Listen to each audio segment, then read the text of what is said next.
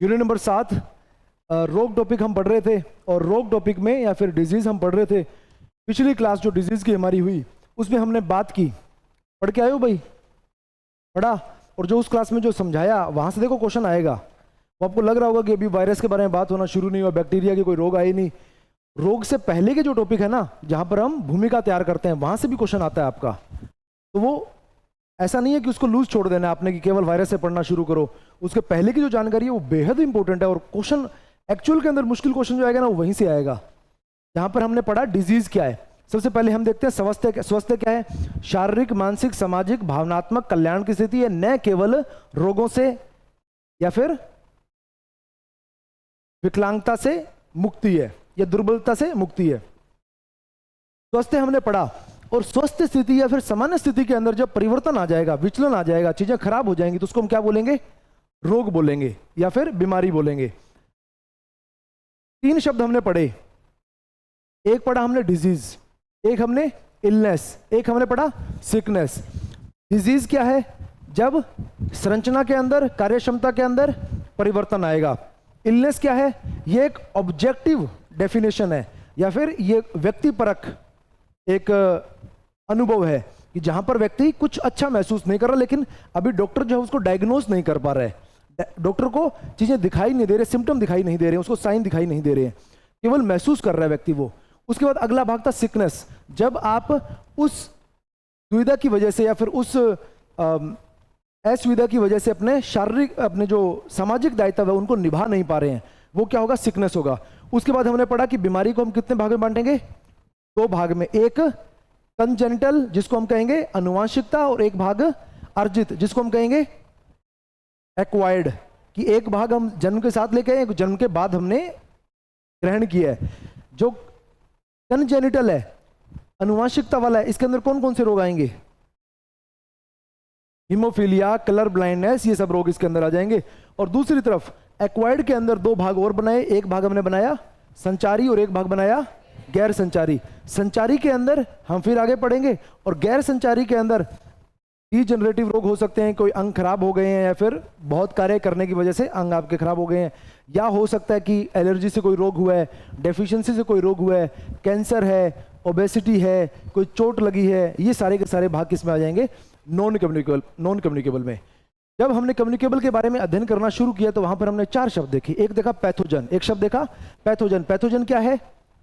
रोग कारक, कि जिसकी वजह से रोग हो रहा है, जिसमें बैक्टीरिया हो जाएगा, वायरस हो जाएगा, प्रोटोजोआ हो जाएगा, फंगस हो जाएगा, ये सारे तो क्या है? पैथोजन है, रोग कारक है, जिनकी वजह से रोग होता है या ये रोग को जन्म देते हैं।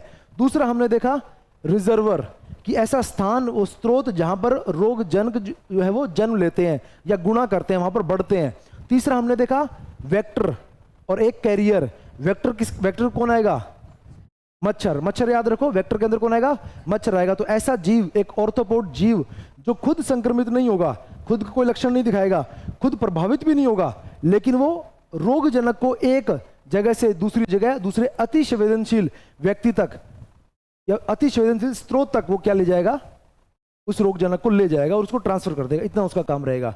और कैरियर जो है वो पशु हो सकता है, मानव हो सकता है, जो लक्षण दिखा भी सकता है, लक्षण नहीं भी दिखा सकता, लेकिन प्रभावित होगा, खुद संक्रमित वो जरूर होगा, और वो क्या करेगा? रोग को एक जगह से दूसरी जगह पर लेकर जाएगा, और उसके शरीर के अंदर जो रोगजनक है वो रहेगा।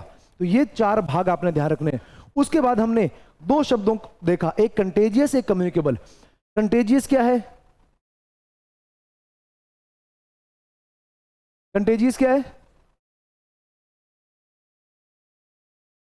एक शब्द है मैं एक स्टेटमेंट देखो, हर कंटेजियस रोग कम्युनिकेबल रोग होता है। ठीक बात है कि नहीं है? ठीक बात है। क्या हर कम्युनिकेबल डिजीज कंटेजियस डिजीज होती है?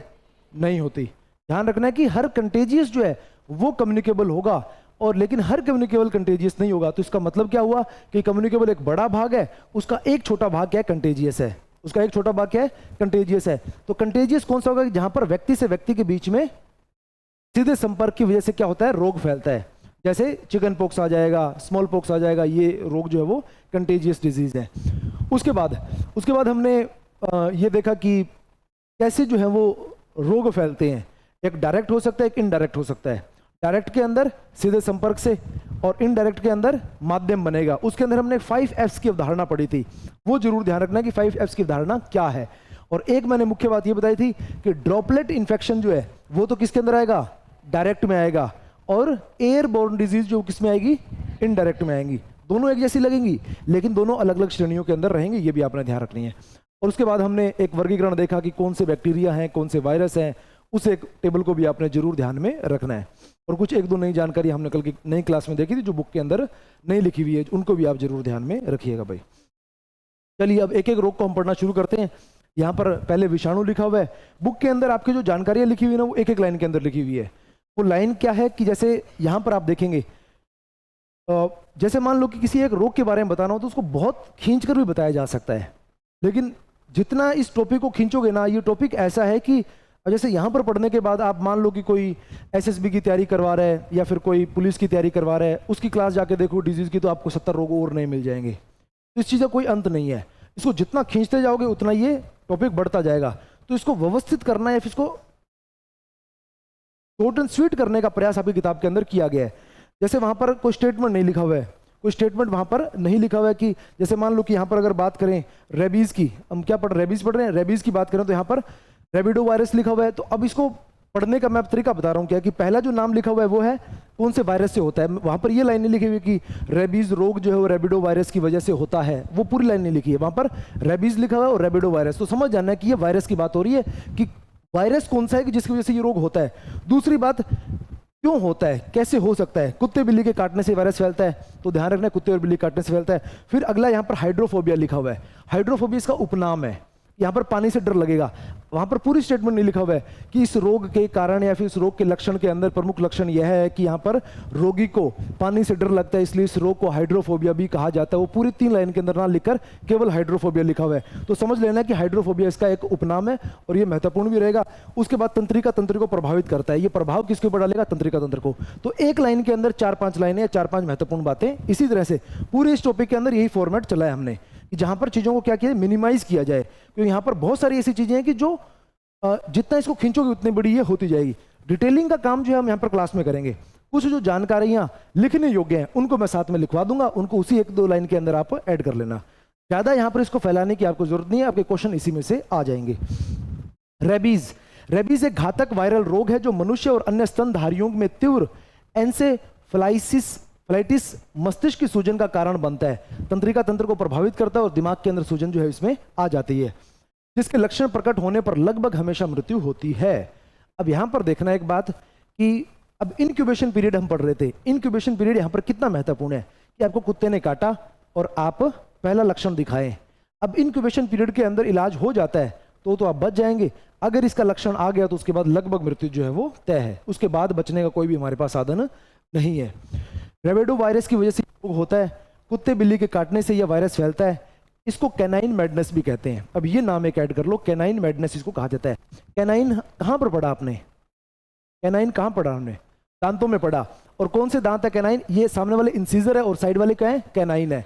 कैनाइन, अब ये कैनाइन दांतों की विशेषता, कुत्ते और बिल्ली के अंदर आप देखते हैं कि इनके अंदर ये दांत जो ज्यादा तीखे होते हैं, या फिर ये आपको स्पष्ट नजर आते हैं। जब कुत्ता गुस्सा करता है तो काटेगा तो किससे काटेगा, कैनाइन से ही वो आपको काटेगा। तो कैनाइन मैडनेस, मैडनेस क्यों, तंत्रिका तंत्र को प्रभावित करता है, व्यक्ति कुत्ते की तरह व्यवहार करना शुरू कर देता है। कैनाइन मैडनेस इस रोग का उपनाम है। एक तो हाइड्रोफोबिया और एक कैनाइन मैडनेस, दोनों इसके उपनाम रहेंगे। हाइड्रोफोबिया इसका लक्षण भी है कि जहां पर आपको पानी से डर लगेगा। हाइड्रोफोबिया, पानी से डर लगना, तंत्रिका तंत्र को प्रभावित करेगा। अब यहां पर अगर थोड़ी मेहनत आप कर पाओ ना, तो हालांकि आगे जब शॉर्ट नोट्स आएंगे तो उसके अंदर ये चीजें आ जाएंगी, थोड़ी मेहनत कर पाओ तो ये मेहनत जरूर करना कि जब ये टॉपिक पढ़ो ना तो 2 पेज लगा लेना, 2 पेज लगा लेना, और उसके अंदर क्या करना कि कौन सा, सब चीज यहां पर लिखी हुई है, बस उनको अलग अलग करने के लिए। तंत्रिका तंत्र को प्रभावित, जैसे तंत्रिका तंत्र लिख लिया तो उसको प्रभावित कितने रोग कर रहे हैं, तो अगर 5-7 रोग यहाँ पर आते हैं जिसमें से 2-4 रोग इसको प्रभावित करें तंत्रिका तंत्र को, तो लिख लेना। कितने रेस्पिरेटरी को प्रभावित, कितने डाइजेस्टिव सिस्टम को प्रभावित कर रहे हैं, तो कौन से रोग किस तंत्र को प्रभावित कर रहे हैं उनको एक साथ लिख लेना। या फिर उपनाम के संबंध में, उपनाम तो चलो सबके सिमिलर नहीं होंगे, जो मच्छरों वाला है वो हमने ऐड कर दिया है, कुछ चीजें मैंने बना दी है, ये चीजें एक आप अलग कर लेना, वरना जब आप शॉर्ट नोट्स को देखेंगे उसके अंदर ये आ जाएंगे, तंत्रिका तंत्र को प्रभावित करता है। तो रेबीज के बारे में, रेबिडो वायरस। अब रेबिडो और रेबीज जो मिलते जुलते नाम है, मिलते जुलते नाम है। अब पहले तो मैं हमेशा ये कहता था कि ये संभावना नहीं है कि भाई जहाँ पर हिंट आपको अच्छा खासा मिल जा रहा है ना, वो याद करने की या ज़्यादा मत्थापच्ची करने की वहाँ पर आवश्यकता नहीं है। लेकिन आजकल एग्जामिनर क्या कर रहे हैं, जो चीज़ें आसान है, जैसे मान लो कि रेबिडो वायरस है, आपको बड़ा बड़ा पता लग रहा है रेबीज से संबंधित इसका होगा, तो वो इसी को क्या कर देगा, चेंज कर देगा। कैसे कर देगा, एक ऑप्शन देगा रेबिडो वायरस, एक ऑप्शन देगा रेबिडो बैक्टीरिया, एक देगा रेबिडोस, पीछे एक सेल लगा देगा, रेबिडोस वायरस लिख देगा, उसी नाम को क्या कर देगा, छेड़ देगा। तो आसान चीज है ना, उसी को क्या कर देगा, मुश्किल बना देगा। और कारण क्या है, क्योंकि वो देखता है कि एग्जामिन जो बच्चा है वो रेबीज और रेबिडो को एक जैसा मानकर इसको हल्के में छोड़कर आएगा कि ये तो क्या ही पूछेगा, तो उसी चीज को क्या करता है, मुश्किल बनाता है। तो जो आसान नाम है ना, उनको भी आप क्या रखना, ध्यान में रखना, कि जो अप्रत्याशित चीजें होती है कि ये तो क्या ही आएगा, वही चीजें आजकल पूछ ली जा रही हैं। उसके बाद इंक्यूबेशन पीरियड कितना है इसका, उष्मायन अवधि आमतौर पर 2 से 3 महीने की होती है, लेकिन यह 1 सप्ताह जितनी छोटी भी या फिर 1 वर्ष जितनी लंबी भी हो सकती है। यानी कि अब क्यों ये जरूरी है कि जब भी आपको कोई कुत्ता काटे तो आप तुरंत इंजेक्शन लगवाते हैं, क्यों, क्योंकि ये इंक्यूबेशन पीरियड की जो अवधि है ना, वो 1 सप्ताह की तक भी हो सकती है, कि आपको केवल 1 सप्ताह का टाइम मिले। या ऐसा हो सकता है कि आपको कुत्ते ने काटा और आपने 3 महीने ध्यान नहीं दिया, चौथे महीने लक्षण आ गया, 1 साल के बाद भी लक्षण आ सकता है। इंक्यूबेशन पीरियड इसका बहुत बड़ा है, 1 वर्ष जितनी लंबी भी हो सकती है, जो कि घाव के स्थान और उसकी गंभीरता जैसे कारकों पर निर्भर करती है। केंद्रीय तंत्रिका तंत्र के पास सेंट्रल नर्वस सिस्टम क्या चीज है, आपका मस्तिष्क है और आपकी स्पाइनल कोड है। तो स्पाइनल कोड और आपके मस्तिष्क, जैसे मान लो कि चेहरे पर कुत्ते ने काटा तो बहुत जल्दी वो वायरस दिमाग तक पहुंचेगा। अगर मान लो कि आपके पैर पर काटा है तो कुछ समय आपको मिल जाएगा। तो इन संबंध में भी ध्यान रखना कि कहां पर काटा गया है, उसके हिसाब से इंक्यूबेशन पीरियड होगा, उतना जल्दी दिमाग तक ये वायरस जाएगा। विशेष रूप से चेहरे या फिर सिर पर जब कोई डॉग वो बाइट करेगा या फिर कुत्ता काटेगा तो इंक्यूबेशन पीरियड बहुत कम होगा, कम से कम आपको उसमें समय मिलेगा।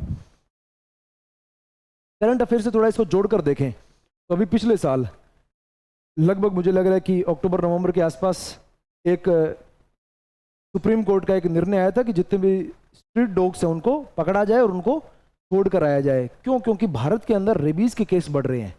भारत के अंदर सामान्य जो नागरिक हैं उनको कुत्तों के द्वारा काटे जाने की जो संख्या है, आंकड़े हैं, वो लगातार बढ़ रहे हैं। इसलिए सुप्रीम कोर्ट की तरफ से निर्णय आया। उसके बाद आपने देखा होगा कि कुछ दिन ये न्यूज़ के अंदर भी रहा कि इंडिया गेट के ऊपर मार्च वगैरह निकले और स्ट्रीट डॉग्स को कैसे व्यवहार करना, कैसे व्यवहार नहीं करना, उसके बारे में खूब सारे मार्च निकले, आंदोलन हुए। तो उसको भी आपने साथ में यहाँ पर लेके चलना है। भारत के सर्वोच्च न्यायालय ने हाल ही में आवारा कुत्ते और रेबीज के संबंध में बड़े फैसले दिए हैं। इनका उद्देश्य विशेष रूप से दिल्ली और उसके आसपास के इलाकों में कुत्तों के काटने की बढ़ती घटनाओं और रेबीज से होने वाले मौतों के मद्देनजर जन सुरक्षा और पशु कल्याण के बीच संतुलन बनाना है। बच्चे विशेष रूप से कुत्तों के काटने और रेबीज संक्रमण के प्रति संवेदनशील होते हैं, जिससे न्यायालय ने एक तत्काल सार्वजनिक स्वास्थ्य चिंता का विषय बताया है। अधिकारियों द्वारा पकड़े गए आवारा कुत्तों की नसबंदी, कृमिनाशक दवा, टीकाकरण और उन्हें उनके मूल निवास स्थान पर वापस छोड़ना अनिवार्य है। हालांकि रेबीज से संक्रमित या फिर आक्रामक व्यवहार वाले कुत्तों को जन सुरक्षा के लिए आश्रय स्थल में रखा जाना चाहिए। सर्वोच्च न्यायालय पशु जन नियंत्रण नियम 2023 का समर्थन करता है, जिसके तहत नसबंदी और टीकाकरण की आवश्यकता होती है, लेकिन स्थायी कारावास की नहीं, सिवाय पागल या फिर खतरनाक कुत्तों के मामले में। कि सुप्रीम कोर्ट ने जो निर्णय दिया था वो यही दिया था कि उनको इंजेक्शन लगने चाहिए हर एक कुत्ते को, कि जिसकी वजह से रेबीज जो है वो नहीं फैले। दूसरा, उनकी नसबंदी जो है वो करवा दीजिए, जिसकी माध्यम से उनकी संख्या जो है वो ज़्यादा फैलाव उसके अंदर नहीं हो। भारत में वैश्विक रेबीज से होने वाली मौतों का लगभग 36% हिस्सा है। भारत में वैश्विक रेबीज से होने वाली मौतों का लगभग 36% की, रेबीज से पूरी दुनिया में जितनी भी मौत होती है ना, 36% केवल भारत में होती है। इतने सारे आंकड़े जो हैं भारत के अंदर हैं कि जहां पर कुत्ते जो हैं वो लोगों को काट रहे हैं, और देश भर में लाखों आवारा कुत्ते हैं। 2024 में भारत में कुत्तों के काटने 37 लाख से ज्यादा मामले सामने आए हैं। 37 लाख लोगों को कुत्तों ने काटा है और कम से कम 54 संदिग्ध रेबीज मौत दर्ज की गई और 54 लोगों की इसके अंदर मौत हुई है जिन्होंने इलाज नहीं करवाया, और 37 लाख लोगों को कुत्तों के द्वारा काटा गया है। अब ये संख्या जो है वो बहुत ज्यादा बड़ी है, 37 लाख जो संख्या बहुत ज्यादा बड़ी संख्या है। एक आपने पिछले साल एक देखा होगा यहाँ पर उत्तर प्रदेश के बुलंदशहर के राज्य स्तरीय कबड्डी खिलाड़ी ब्रिजेश सोलंकी की जुलाई 2025 में एक नाले से बचाए गए पिल्ले के काटने के बाद रेबीज से मृत्यु हो गई।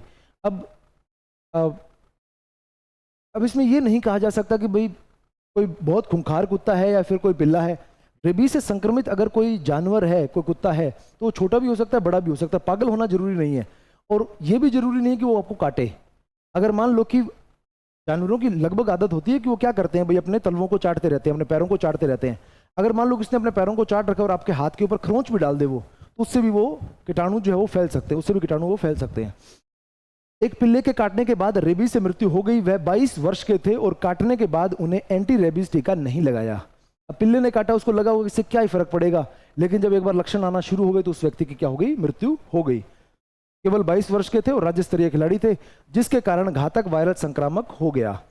इंजेक्शन नहीं लगवाया काटने के बाद, उसकी वजह से इंक्यूबेशन पीरियड जब खत्म हुआ, जब लक्षण सामने आए तो उसके बाद बचाने का कोई विकल्प हमारे पास नहीं था। अगला रोग, वायरस के अंदर अगला रोग है मीजल्स या फिर खसरा। मीजल्स या फिर खसरा, रूबेला मोरविली। यहाँ का वायरस क्या है, रूबेला मोरविली।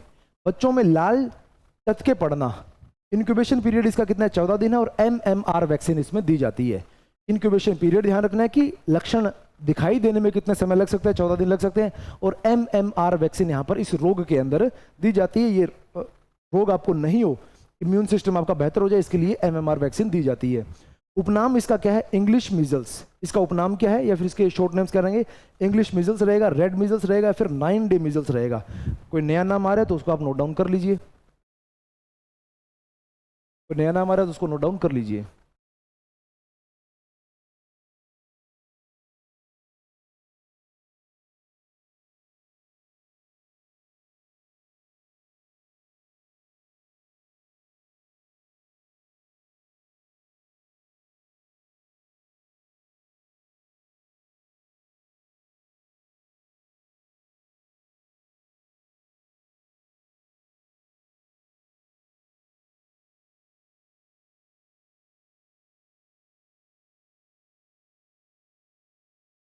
खसरा सबसे कंटेजियस रोगों में से एक है। अब यहाँ पर कम्युनिकेबल नहीं लिखा हुआ, कम्युनिकेबल तो है, ये कम्युनिकेबल है तभी तो हम पढ़ रहे हैं इसको।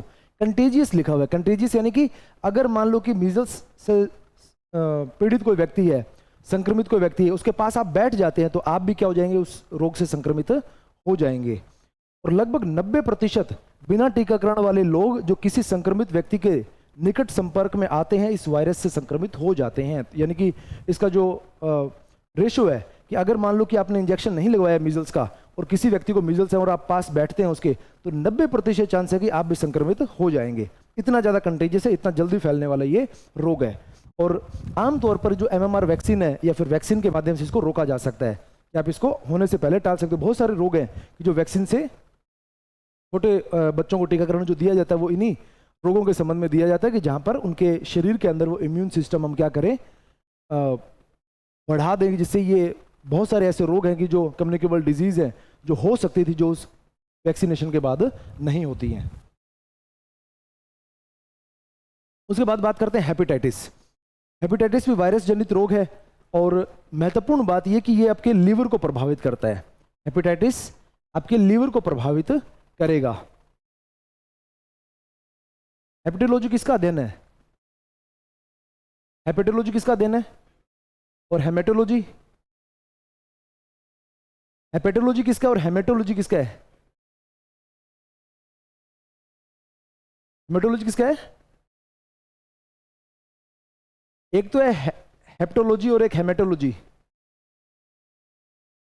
हेमेटोलॉजी ब्लड का है और हेप्टोलॉजी किसका है, लीवर का है। और हेपेटाइटिस रोग किसका है, लीवर का रोग है।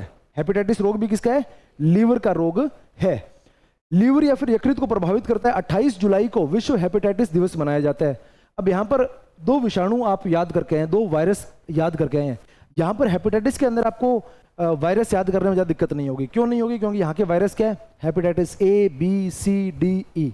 यहाँ पर वायरस के नाम, रोग का जो नाम है वही वायरस का नाम यहाँ पर है। महत्वपूर्ण है कि हेपेटाइटिस प्रभावित किसको करता है, लीवर को प्रभावित करता है। और ये 28 जुलाई जो है ना, इसको थोड़ा ध्यान में जरूर रखना और इसकी थीम भी जरूर ध्यान में रखना कि कौन से दिवस को कौन सी थीम होती है, ये थीम जरूर ध्यान रखना कि मैं यहाँ पर लिख देता हूँ कि 2026 की थीम जरूर निगाह मार लेना।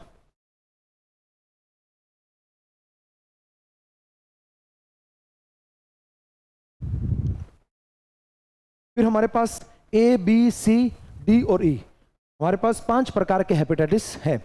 और इनमें हेपेटाइटिस ए दूषित भोजन और जल के माध्यम से होता है, जिसको इन्फेक्शियस हेपेटाइटिस भी कहते हैं, जिसको इन्फेक्शियस हेपेटाइटिस भी कहेंगे, और इसको एपिडेमिक जॉन्डिस भी कहेंगे।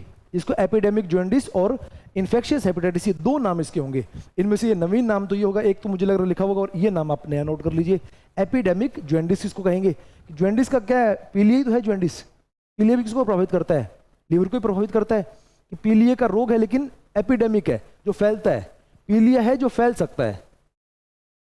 एपिडेमिक जॉन्डिस, इन्फेक्शियस हेपेटाइटिस दूषित भोजन और जल के माध्यम से ये होता है। फिर बात करेंगे हेपेटाइटिस बी की, असुरक्षित यौन संबंध बनाने से गर्भावस्था के द्वारा मां से शिशु तक जा सकता है, जिसको हम सीरम हेपेटाइटिस बोलते हैं। इसका उपनाम क्या रहेगा, जैसे इसका उपनाम इन्फेक्शियस हेपेटाइटिस है, इसका उपनाम क्या है, सीरम हेपेटाइटिस रहेगा। हेपेटाइटिस ए व बी को टीकाकरण से रोका जा सकता है। इन दोनों को अगर टीकाकरण करवा लें आप, इनके लिए जो दवाइयां आती है, जो टीके आते हैं, वो लगवा ली जाए तो इनको रोका जा सकता है। हेपेटाइटिस सी मुख्य रूप से दीर्घकालीन रोग है। ऐड करनी है ये चीजें जो यहां एग्जाम में आ रखी हैं, उनको यहां पर ऐड करवाया जा रहा है। मुख्य रूप से दीर्घकालीन रोग यानी कि क्रोनिक डिजीज है।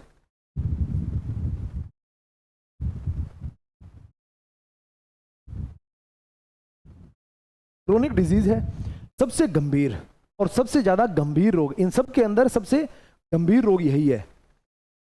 दीर्घकालीन, क्रोनिक है, सबसे गंभीर है, और रक्त उत्पाद से फैलने वाला ये रोग है। रक्त उत्पाद से एक अन्य भी फैलता है, लेकिन मुख्य रूप से जो फैल रहा है ना, वो कौन सा है, हेपेटाइटिस सी। अब ये रक्त उत्पाद से फैलने वाले रोग का क्वेश्चन एक आया हुआ है, शायद 2022 के फर्स्ट ग्रेड में आया है, और क्वेश्चन को डिलीट किया गया, क्वेश्चन को बाद में डिलीट किया गया, क्योंकि अब रक्त उत्पाद से एक और भी फैल रहा है, लेकिन मुख्य रूप से तो यही फैल रहा है। वहां पर मुख्य शब्द आ जाता है, या फिर गंभीर रोग जो रक्त उत्पाद से फैलता है, तो ये सही क्वेश्चन हो जाता। सबसे गंभीर है रक्त उत्पाद अस्वच्छ सुइयां या फिर बिना जांचा हुआ रक्त आप लेते हैं, दूषित रक्त सुई या टैटू उपकरण के द्वारा रेजर, टूथब्रश साझा करने से, इसी को स्लो किलर या फिर साइलेंट किलर कहा जाता है। दीर्घकालीन रोग है, धीरे धीरे ये बड़ा बनेगा, विराट बनेगा, तो इसको स्लो किलर या फिर साइलेंट किलर के रूप में भी जाना जाता है। और ये सबसे गंभीर प्रकार की हेपेटाइटिस है, रक्त उत्पाद से, मुख्य रूप से रक्त उत्पाद से यही फैलेगा, और दीर्घकालीन रोग है, क्रोनिक डिजीज है। हेपेटाइटिस डी, ये उन लोगों में होता है जो हेपेटाइटिस बी वायरस से संक्रमित होते हैं। इसको क्या कहते हैं, डेल्टा वायरस कहते हैं। इसको क्या कहेंगे, डेल्टा वायरस इसको कहेंगे। फिर हेपेटाइटिस सी, मुख्य रूप से मल या फिर दूषित पेयजल के माध्यम से फैलता है। एंट्रिक हेपेटाइटिस, अब ये भी भोजन और जल के माध्यम से फैल रहा है, इसको इन्फेक्शियस कहेंगे। ये जो है मल और दूषित पेयजल से फैलेगा, इसको एंट्रिक हेपेटाइटिस कहेंगे। इसको क्या कहेंगे, एंट्रिक हेपेटाइटिस कहेंगे। जो नई जानकारियां आपको मिल रही हैं, जो नहीं लिखी हुई है, उनको आप नोट डाउन साथ साथ कर लीजिए भाई। जो नई जानकारियां हैं उनको बुक के अंदर नोट डाउन कर लीजिए। हेपेटाइटिस जो है ना, वो बहुत बड़ा विषय है कि आप आमतौर पर अखबारों के अंदर, सोशल मीडिया के ऊपर किसी एक रोग को लेकर अवेयरनेस के कैंपेन चलाते हुए नहीं देखेंगे। लेकिन जब हेपेटाइटिस के संबंध में बात आती है, या फिर ये 28 जुलाई आएगा, तो आप देखेंगे कि हेपेटाइटिस के बारे में लोगों को जागरूक किया जा रहा है। बहुत कम रोग हैं, जैसे टीबी हो जाएगा, जैसे एड्स हो जाएगा, या फिर हेपेटाइटिस है। ये ऐसे रोग हैं कि जिनके बारे में लोगों को जागरूक किया जा रहा है। तो जो एग्जामिनर है ना, उसके भी ये प्राथमिकता पर रहते हैं। क्वेश्चन यहाँ से अच्छे खासे पूछे जाते हैं हेपेटाइटिस के। तो ये पूरा का पूरा टेबल, पूरा का पूरा ये जानकारी है, जहाँ पर आपकी किताब के अंदर लिखा हुआ है, जो जानकारी यहाँ पर लिखा हुआ है, किसी भी चीज़ को मिस नहीं करना है, और ये सारी की सारी चीज़ें याद करनी है आपको। ये जो जानकारी है वो सारी की सारी महत्वपूर्ण है, सबको याद करना है आपने। रोकथाम के सुझाव क्या हो सकते हैं। हेपेटाइटिस ए और बी का टीका लगवाएं, ए और बी के टीका उपलब्ध है तो टीके लगवाएं। हेपेटाइटिस ए और ई से बचाव के लिए हाथों की अच्छी स्वच्छता बनाए रखें और स्वच्छ पेयजल का उपयोग करें। ए और ई जो है वो दूषित भोजन से, दूषित पानी से फैल रहे हैं, तो उनके लिए आप खाने पीने की स्वच्छता को जरूर रखें। हेपेटाइटिस बी, सी और डी के बचाव के लिए सुइयों का इस्तेमाल, असुरक्षित यौन संबंध बनाने से बचें। सुरक्षित रक्त आधान और चिकित्सा उपकरण सुनिश्चित करें। अत्यधिक शराब और विषाक्त पदार्थों का सेवन से बचें जो लीवर को नुकसान पहुंचाते हैं। अब देखिए, लीवर को अगर अत्यधिक शराब और विषाक्त पदार्थ जो है ना, वो लीवर को क्या करें, कमजोर करेंगे। लीवर कमजोर होगा तो हेपेटाइटिस के प्रति वो संवेदनशील हो जाएगा। इस रोग के प्रति क्या होगा, संवेदनशील होगा कि ये वायरस कभी सामने आएगा तो लीवर उससे बहुत जल्दी प्रभावित हो जाएगा। लीवर मजबूत है तो वो प्रभावित उतना जल्दी नहीं होगा। कि अगर मान लो कि आपका लीवर मजबूत है और आप अगर कोई गलती से दूषित पानी पी लेते हैं, दूषित अगर भोजन खा लेते हैं, तो भी आपका लीवर क्या रहेगा, सुरक्षित रहेगा कि उससे लड़ जाएगा। वो अगर कमजोर है तो लड़ नहीं पाएगा, वो रोग उसको क्या कर लेगा, वो वायरस को रोगग्रस्त कर जाएगा। और प्रमुख रूप से अब यहाँ पर जितने भी आप हेपेटाइटिस देख रहे हैं, इन सब के अंदर एक कॉमन बात की आपको बहुत छोटा दिखाई दे रहा होगा, लेकिन हाइजीन यहाँ पर सब में लिखा हुआ मिलेगा। हाइजीन जो है वो आपको, अब रेजर वगैरह और ये सब, ये भी हाइजीन का भाग बनेंगे। हाइजीन आपको सबके अंदर नजर आएगा कि हाइजीन, अच्छे हाइजीन से, अच्छी स्वच्छता से हेपेटाइटिस से बचा जा सकता है। अच्छी आदतों से और स्वच्छता से हेपेटाइटिस से बचा जा सकता है। अगला रोग है पोलियो। अगला रोग है पोलियो या फिर पोलियो माइलाइटिस। एक अत्यधिक संक्रामक वायरल रोग है जो मुख्य रूप से 5 वर्ष से कम उम्र के बच्चों को प्रभावित करता है। 5 वर्ष से कम उम्र के जो बच्चे हैं उनको ये प्रभावित करता है। अब पोलियो को देखकर हमें लगता नहीं होगा कि ये संक्रामक रोग हो सकता है, या वो पोलियो के अंदर क्या है कि भाई कोई व्यक्ति जो है वो दिव्यांग हो गया है कि उसको चलने में या फिर दिक्कत आ रही है। तो पोलियो को देखकर हमें, अगर हम पढ़े हुए नहीं है तो हमें अंदाजा नहीं होता कि पोलियो एक संक्रामक रोग भी हो सकता है। लेकिन पोलियो क्या है, एक संक्रामक रोग है, एक कम्युनिकेबल डिजीज है। यह वायरस तंत्रिका तंत्र को प्रभावित करता है। और प्रभावित किसको करेगा, तंत्रिका तंत्र को। इससे पहले तंत्रिका तंत्र को किसने प्रभावित किया, रेबीज ने प्रभावित किया। यह भी किसको प्रभावित करेगा, तंत्रिका तंत्र को यह प्रभावित करेगा। अब यहां पर सारी की सारी बातें थोड़ी अटपटी हैं कि पोलियो हमें वैसे एक संक्रामक रोग नहीं लगता। अगर पोलियो वाले व्यक्ति को देखें तो व्यक्ति वो चलने फिरने में ठीक नहीं है, तो हमें लगेगा ये मांसपेशी तंत्र या फिर हड्डियों को प्रभावित कर रहा होगा। लेकिन प्रभावित किसको कर रही है, तंत्रिका तंत्र को प्रभावित कर रहा है। विशेष रूप से स्पाइनल कॉर्ड के ग्रे मैटर पर हमला करता है और हल्के फ्लू जैसी बीमारी से लेकर गंभीर लकवा, आमतौर पर पैरों में जो स्थायी भी हो सकता है, तक के लक्षण पैदा कर सकता है। और पैरों के अंदर आमतौर पर स्पाइनल कॉर्ड को प्रभावित करेगा और पैरों के अंदर ये दिव्यांगता या फिर विकलांगता लेकर आता है। पोलियो वायरस 2014 में भारत पोलियो मुक्त घोषित किया गया। अब इसके लिए वायरस कौन सा रहेगा, पोलियो वायरस रहेगा। पोलियो रोग के लिए वायरस कौन सा है, पोलियो वायरस है। 2014 के अंदर भारत पोलियो मुक्त घोषित हुआ। भारत को क्या मुक्त, अब भारत के अंदर कोई नया केस पोलियो का नहीं आ रहा है। भारत को पोलियो मुक्त घोषित किया जा चुका है कि हमने वैक्सीनेशन की सहायता से, टीकाकरण की सहायता से हमने लगातार ये प्रयास किया और प्रयास करके हमने पोलियो जैसे रोग के ऊपर नियंत्रण या फिर काबू पा लिया है। ओपीवी, ओरल पोलियो वैक्सीन, जिसके द्वारा निर्मित, डॉक्टर अल्बर्ट साबिन द्वारा निर्मित, और पहली बार 1961 में इसको प्रयोग किया गया था। और ये जो वैक्सीन है ये पूरे भारत के अंदर, आपने भी ये पोलियो वैक्सीन का सेवन किया होगा, तो पोलियो वैक्सीन जो पूरे भारत को पिलाई गई। Polio is a viral disease known as infantile paralysis and the crippler. ये क्रिपलर और इन्फेटाइल पैरालिसिस, ये दो नाम आप नोट डाउन कर लीजिए, इसके दो उपनाम रहेंगे।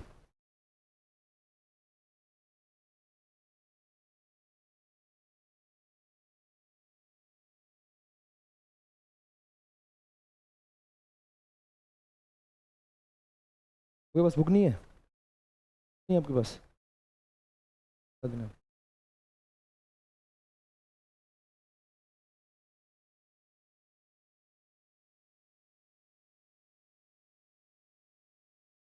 पूरी लाइन लिखनी है आपने, सिर्फ 2 उपनाम लिखने हैं। वो आगे बढ़े।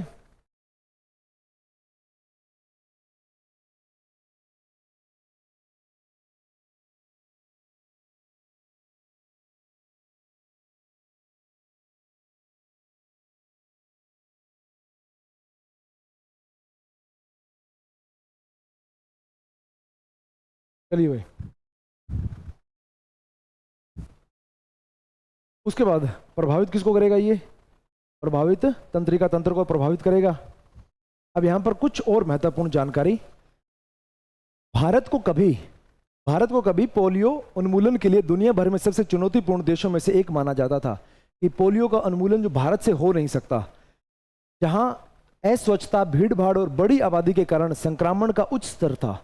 भारत के अंदर अगर आप पब्लिक प्लेसेस में देखेंगे तो आपको अस्वच्छता, अनहाइजीनिक जो है वो गतिविधियां होती हुई नजर आ जाएंगी। भीड़ भाड़ बहुत ज़्यादा है, बड़ी आबादी है कि जहां पर लोग जो खुले खुले नहीं रह रहे हैं, के कारण संक्रमण का उच्च स्तर था। 1990 के दशक के आरंभ तक भारत पोलियो के लिए अत्यधिक संवेदनशील था और प्रतिदिन सैकड़ों मामले सामने आते थे कि हर दिन पोलियो के नए केसेस जो है वो सैकड़ों मामले सामने आ रहे थे।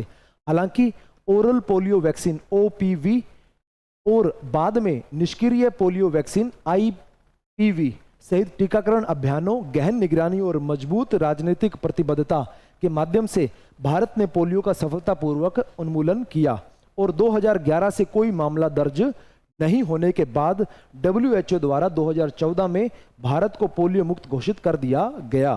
भारत को 2014 के अंदर पोलियो मुक्त घोषित किया गया।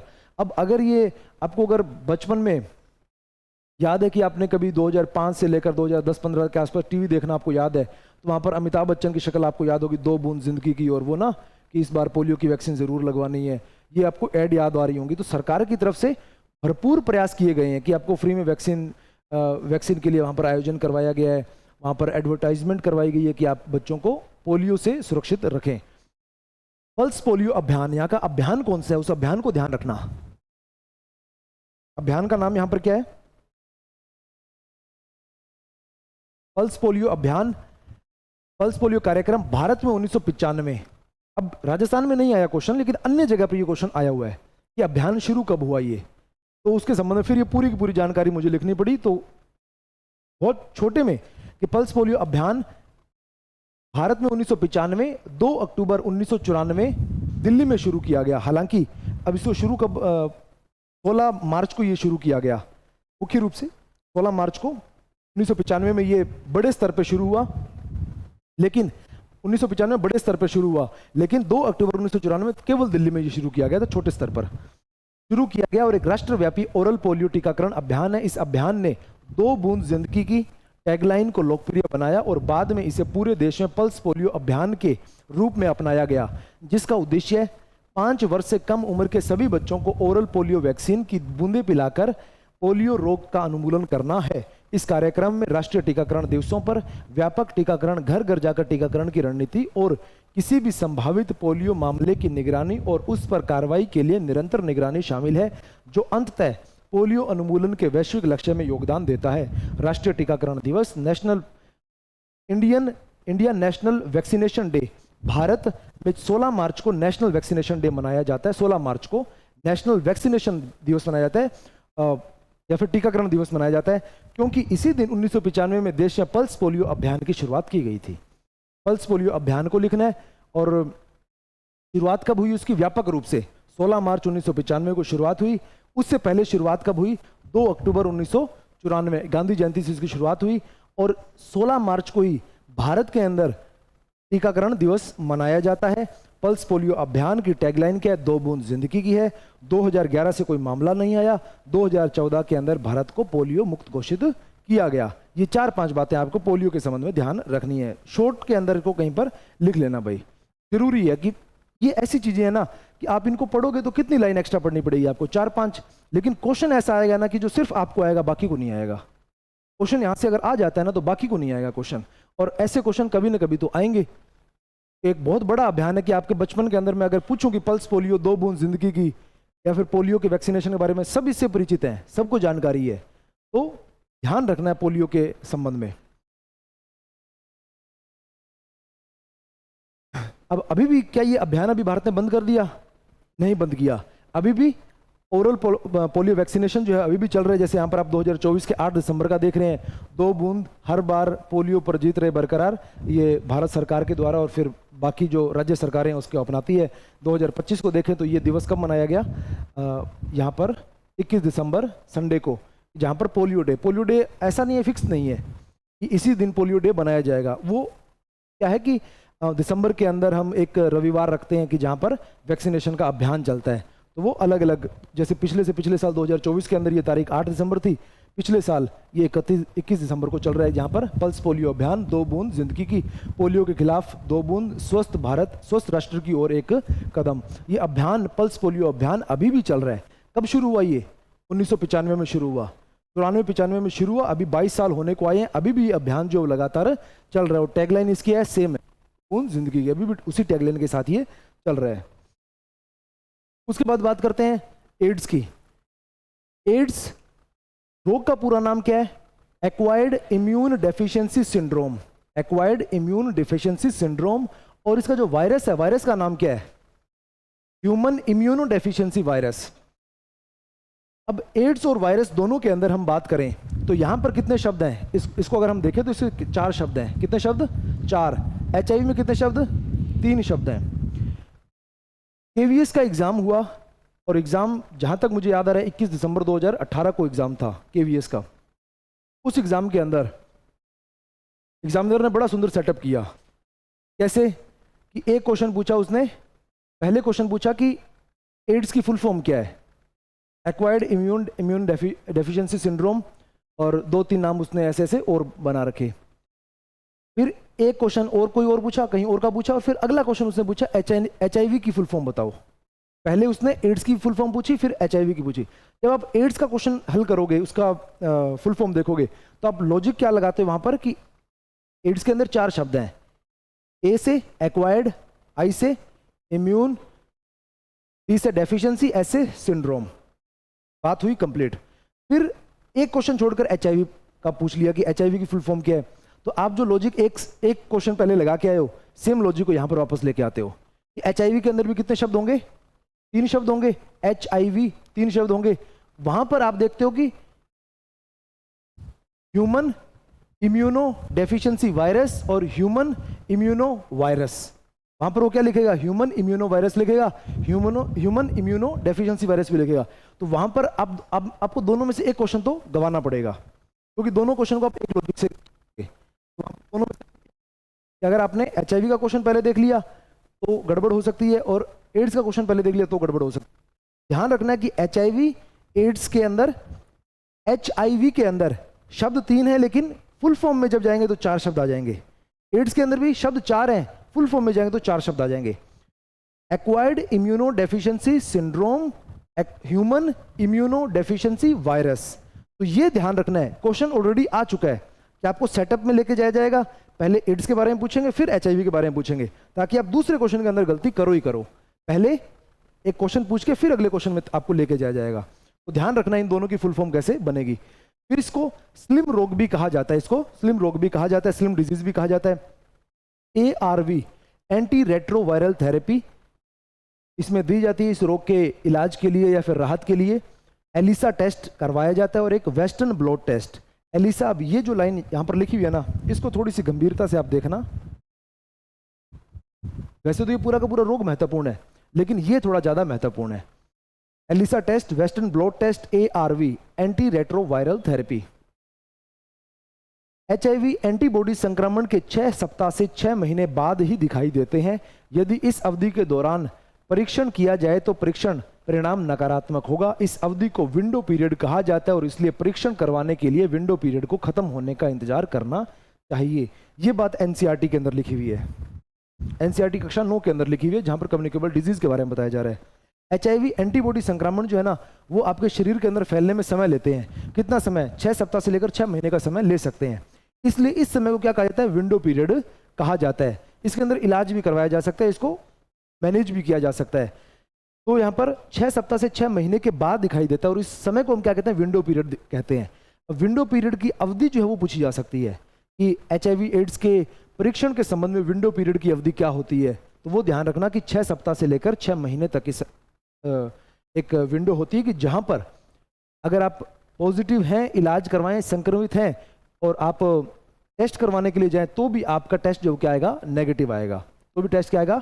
नेगेटिव आएगा, क्योंकि वो संक्रमण शरीर के अंदर शो होने में कितना टाइम लेगा? 6 सप्ताह से 6 महीने का समय लेगा। उससे पहले वो टेस्ट के अंदर नहीं आता है। 1 दिसंबर को विश्व एड्स दिवस मनाया जाता है। 1 दिसंबर को विश्व एड्स दिवस मनाया जाता है। और यहाँ पर जो फुल फॉर्म हमने बात की, एक्वायर्ड इम्यून डेफिशिएंसी सिंड्रोम और human immuno deficiency virus. Transmission कैसे होगा? ट्रांसमिशन, अब ये तमाम जानकारी जो आपकी किताब के अंदर नहीं है, लेकिन NCERT के अंदर लिखी हुई है। NCERT की जो मैंने चैप्टर्स करवा रखे हैं उनको जाके देख लेना, या फिर जो NCERT क्वेश्चन आंसर की जो किताब आएगी उसके अंदर आपको ये मिल जाएंगे। ट्रांसमिशन संचरण कैसे होगा? अनसेफ सेक्सुअल कॉन्टैक्ट या फिर असुरक्षित यौन संपर्क सबसे आम कारण है। सबसे आम कारण तो कौन सा रहेगा? यही रहेगा, मां से नवजात तक, दूषित रक्त आधान से, इन्फेक्टेड ब्लड ट्रांसफ्यूजन से, सुई साझाकरण से हो सकता है। अब यहाँ पर एक अन्य बात है कि HIV does not spread by air, water, food और मॉस्किटो बाइट्स। हवा, पानी, भोजन या फिर मच्छर काटने से नहीं फैलता है। ये स्टेटमेंट भी कहाँ पर लिखा हुआ है? NCERT के अंदर ही लिखा हुआ है। ये बात भी कहाँ पर लिखी हुई है? NCERT के अंदर। अब ये NCERT के अंदर लिखी हुई बात है ना, तो ये इसके पीछे वजह क्या है? इसके पीछे वजह क्या है? वजह क्या है इसके पीछे? अब एक एडवर्टीजमेंट ऐसी आती थी दूरदर्शन के ऊपर, आजकल तो मुझे नहीं पता कि आजकल तो दूरदर्शन कौन देखता है, लेकिन पहले एडवर्टीजमेंट वहां पर आती थी ना, तो लगभग रोगों के संबंध में या फिर आपको जागरूकता के बारे में। तो ये स्टेटमेंट क्यों लिखा हुआ है? अमूमन अब ये रोग ऐसा नहीं है कि भाई कुछ लोग ऐसे हैं जिनका इलाज नहीं होता, उसमें HIV भी एक ऐसा रोग है कि जिसका कोई इलाज नहीं है, एड्स भी ऐसा रोग है जिसका इलाज नहीं है। लेकिन अब ये व्यक्ति अगर 10 साल 15 साल जीता है, तो 10-15 सालों के अंदर ये ठीक ढंग से जी पाए, ठीक सामाजिक स्थिति से जी पाए, तो उसके लिए जरूरी है कि लोग उसको हीन भावना से या फिर उसके साथ पक्षपात नहीं करें। अब अगर ये हवा से, पानी से, भोजन से और मच्छर काटने से नहीं फैलता है, तो क्या जरूरी बात है कि अगर मान लीजिए कि एड्स पीड़ित व्यक्ति आपके पास बैठा तो आपको कोई खतरा नहीं है? अगर मान लो कि एड्स पीड़ित व्यक्ति आपके पास बैठा है तो आपको कोई खतरा नहीं है। केवल जैसे आप TB फैल रहा है, जैसे आपने देखा कि मीजल्स फैल रहा है, उस तरह से ये रोग नहीं फैलता है। इस रोग को फैलने के लिए सबसे आम जो कारण है असुरक्षित यौन संपर्क है। उसके बाद रक्त जो साझाकरण है या फिर रक्त का ट्रांसफ्यूजन हो जाना है, चाहे वो आप रेजर से हो, चाहे वो टूथब्रश से हो, चाहे वो आप कह सकते हैं कि सुई से हो, टैटू वगैरह बनवाने से हो, या किसी भी कारण से हो सकता है। तो ध्यान रखना है आपने कि मां से नवजात, दूषित सुई आधान और सुई साझाकरण से ये रोग फैलता है। डिटेक्शन या फिर पहचान कैसे हो सकती है? एकीकृत परामर्श और परीक्षण केंद्रों में एक रक्त परीक्षण द्वारा 6 सप्ताह से 6 महीने की विंडो पीरियड अवधि के बाद आप ये जांच करवाएंगे।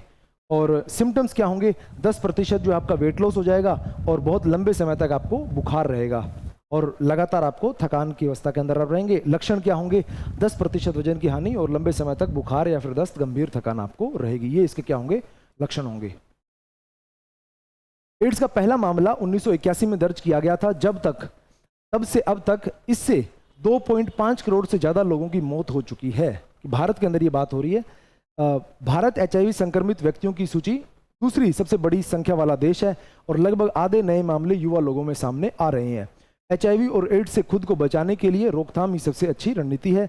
भारत में HIV के पहले प्रलेखित मामले का पता 1986 में चेन्नई में डॉक्टर सुनीति सालोमन और उनकी छात्रा डॉक्टर सेलपन निर्मला के द्वारा ने लगाया था कि भारत के अंदर ये पहला मामला कब आया? 1986 के अंदर है। और उसके बाद से ये आंकड़ा जो है भारत के अंदर लगातार बढ़ता हुआ जा रहा है कि पूरे विश्व के अंदर HIV के जितने भी रोगी हैं, दूसरे नंबर पर भारत सबसे आगे है कि सबसे ज्यादा रोगी कहां पर रहेंगे? भारत के अंदर रहेंगे।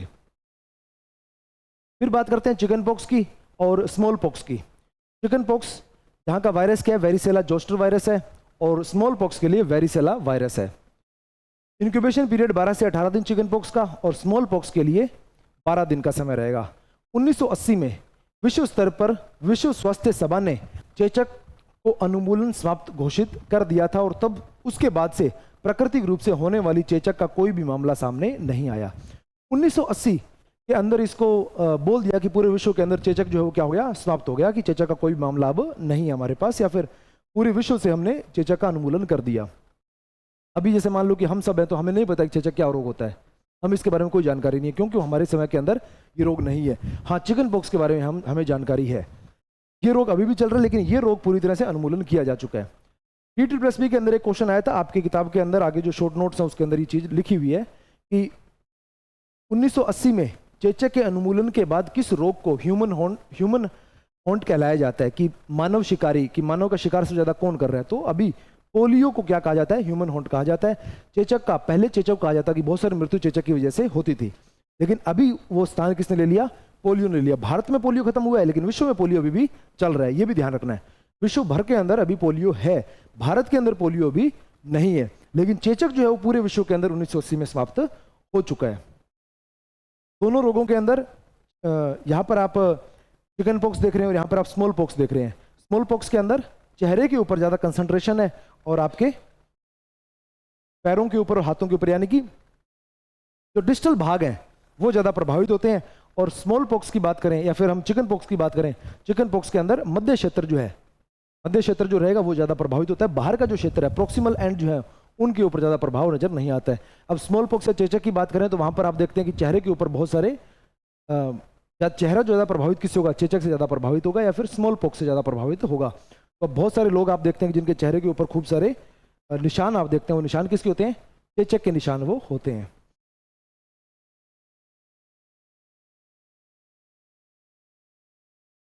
उसके बाद अगला रोग है डेंगू। डेंगू वायरस से होने वाला रोग है और एडीज या फिर टाइगर मच्छर से ये रोग होता है। और मच्छर का नाम क्या है, एडीज या फिर टाइगर मच्छर। इसको टाइगर मच्छर भी कहते हैं और एडीज मच्छर भी कहते हैं। और वायरस कौन सा, डेंगू है। इसी से चिकनगुनिया व जीका वायरस भी इसी से होते हैं, या फिर इसी मच्छर से चिकनगुनिया और जीका रोग जो है वो होते हैं। इसी के साथ एक आधी बात आपने और यहाँ पर ध्यान रखनी है।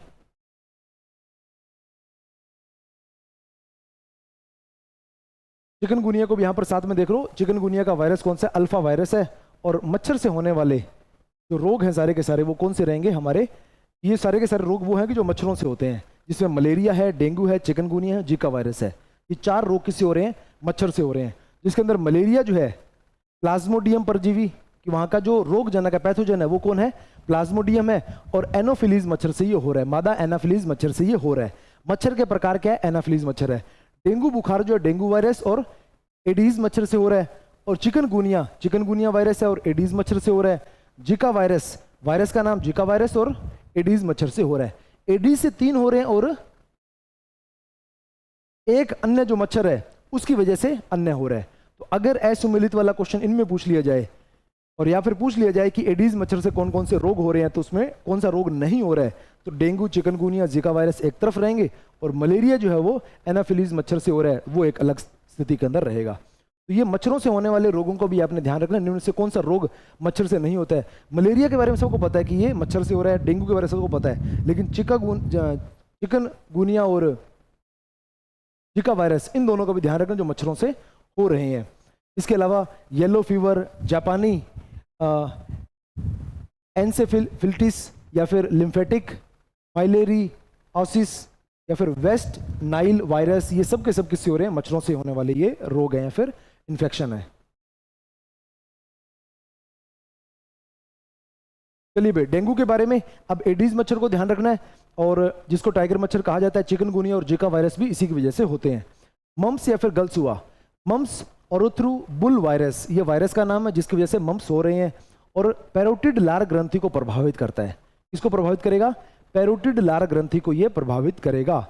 और तस्वीर के अंदर आप देख रहे हैं ये यहाँ पर लार ग्रंथियाँ जो है वो स्वेलिंग आ जाती है पैरोटिड लार ग्रंथि के अंदर, जिसकी वजह से अब अगर मान लो कि आपके लार ग्रंथियों में अगर स्वेलिंग आई है तो क्या प्रभावित होगा, कि आपके यहाँ पर स्वेलिंग होगी। स्वेलिंग होने की वजह से आप भोजन को ढंग से चबा नहीं पाएंगे, बोलने में दिक्कत होगी, गले के अंदर खराश आ जाएगी और चबा नहीं पा रहे हैं, गले में खराश है तो भूख अपने आप क्या लगेगी, आपको कम लगेगी।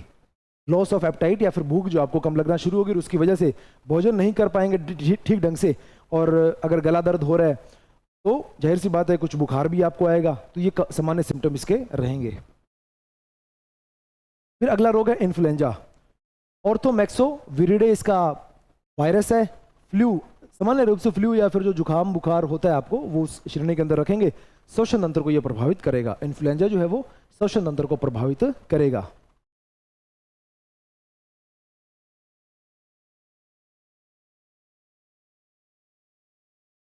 अब ये श्वसन तंत्र को प्रभावित कर रही है, कैसे होगा भाई, श्वसन तंत्र को प्रभावित कर रहा है कैसे होगा ये,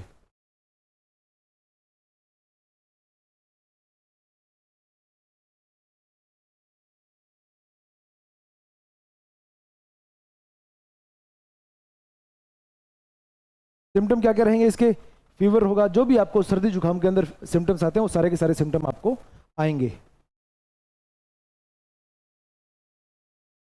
उसके बाद करते हैं कोविड-19 की। अब कोविड-19 जो है वो रोग का नाम है और अगर मान लो कि आपसे पूछ लिया जाए कि वायरस का नाम बताओ तो कोरोना वायरस वायरस का नाम नहीं होगा। कोरोना वायरस जो है वो वायरस का नाम नहीं था। वायरस का पूरा नाम यहाँ पर क्या है? SARS-CoV-2 स्वेयर, इसका पूरा नाम क्या बनेगा? ये इसका वायरस का नाम है SARS-CoV-2 और पूरा नाम इसका क्या बनेगा? Swear acute respiratory syndrome corona virus 2। Virus का पूरा नाम क्या है? Swear acute respiratory syndrome corona virus 2। ये वायरस का नाम है। ये क्या है? वायरस का नाम है। रोग का नाम है कोविड-19। रोग का नाम क्या है? कोविड-19। अभी तक क्वेश्चन पूछा नहीं गया है, हो सकता है भाई थोड़ा पुराना होने का इंतजार कर रहे हो तो ध्यान रखना इसको।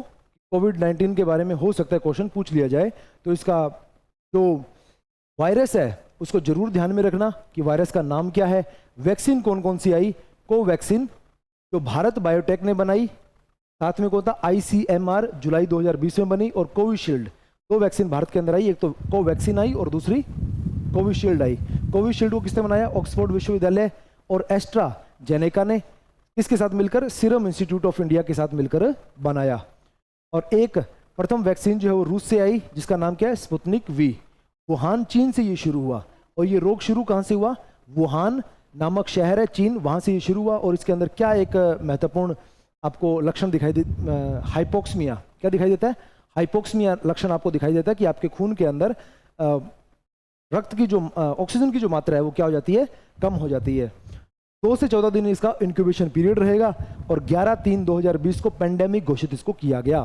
11/3/2020 को पेंडेमिक घोषित किया गया, और हमारे यहाँ पर लॉकडाउन 21 तारीख को लग गया। कि पेंडेमिक घोषित होने के बाद 10-12 दिन का समय सरकार ने लिया कि जहाँ पर हम व्यवस्थाएं कर रहे हैं, उसके बाद लॉकडाउन लगाया गया था। तो 11/3/2020 को पेंडेमिक इसको घोषित किया गया।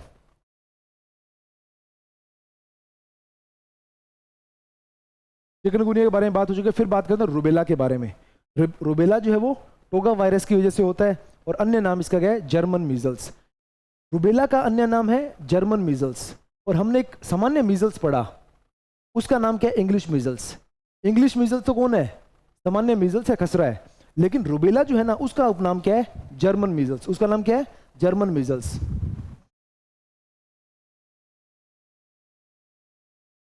चलिए भाई, यहाँ पर हमारे वायरस के सारे रोग जो है वो कंप्लीट होते हैं। और बताइए भाई, कोई डाउट, कोई क्वेश्चन है तो आपका। इन सबको पढ़ने जाके अगली क्लास में हम क्या करेंगे? बैक्टीरिया जो है उसको कवर करेंगे भाई।